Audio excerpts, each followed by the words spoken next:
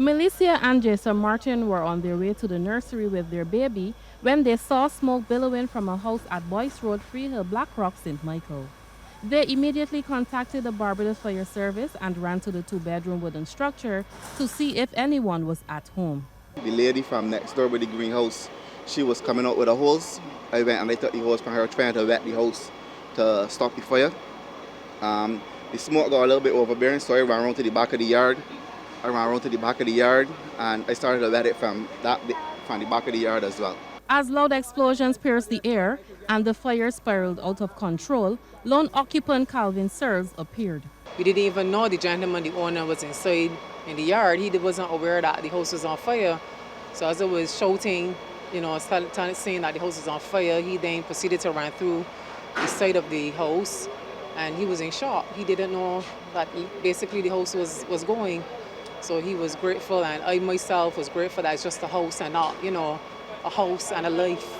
The displaced 76-year-old pensioner says the house was uninsured. And I lose everything. The only thing that I don't have anything but my clothes and what you see me have on here. If anybody could do anything for me, help, I appreciate it.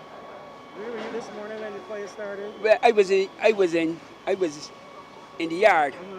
So I didn't even know the house was burning. The truth is this here, when it came out, then a lady told me, because it came from the back. And the front side of the body here, sparks, boom, and the glass started to fly. But I was going back in the house, she said, man, don't go back inside there. Meanwhile, station officer with the Barbados Fire Service, Roger Bourne, says quick response from the officers at the Bridgetown and Port Fire stations prevented a neighboring building from destruction.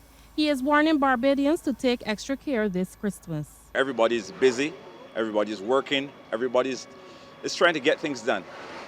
Pay some more attention. Make sure when you leave home on mornings that you have your various unnecessary appliances plugged out. So when I say unnecessary, I mean your fridge is a necessary equipment that can remain in. All the rest can be plugged out. Even if you have to reprogram your video and your DVRs and whatever afterwards, so be it. Member of Parliament for the area, Neil Rowe, was at the scene contacting relevant government agencies to get Mr. Searles immediate assistance. This is the second property in less than a week to be destroyed by fire. Anesta Henry, CBC News.